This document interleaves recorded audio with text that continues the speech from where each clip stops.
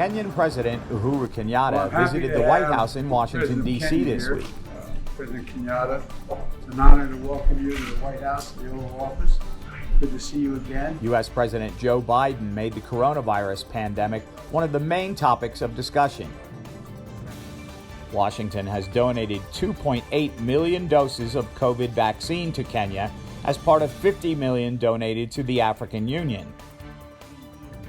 Biden announced an additional 78 million doses of the Johnson & Johnson vaccine to go to the African Union as he sat with his guest from tremendous Kenya. Progress in her own he right. He also outlined the rest of his agenda as he started the meeting with Kenyatta. To the Paris Today we're going to discuss what more Kenya and the United States can do rejoin together, and we look forward to working very closely together on that particular agenda. agenda. We're also going to talk about strengthening the financial transparency and accelerating economic growth. You've spoken to that, President. I want to talk to you about that.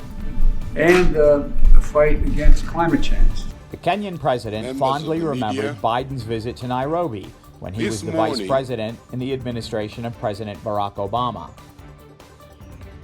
Obama's father was from Western Kenya and went to the United States as a student in the early 1960s. He thanked Biden for the new vaccine donation, noting Africa's challenges in fighting COVID-19.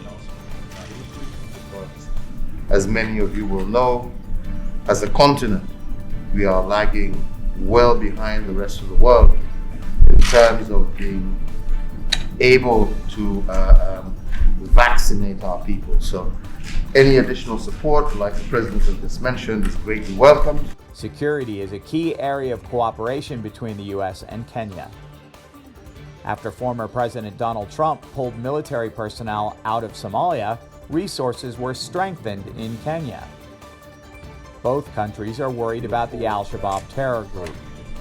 We're also very closely partnering, especially in regard to the fight against terrorism globally. The United States has been a very strong partner to Kenya in that particular fight.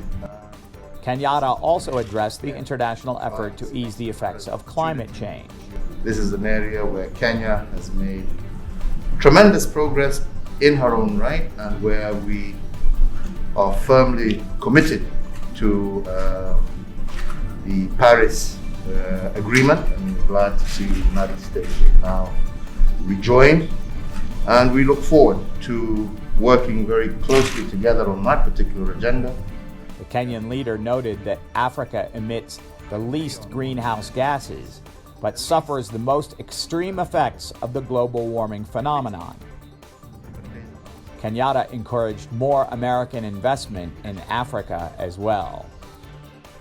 This, I believe, is vital, not only in terms of further entrenching American interests on the continent, but also in helping us also achieve our social economic agenda. So that's another agenda. At the beginning of their discussion, Biden noted that Kenya holds the presidency of the United Nations Security Council this month.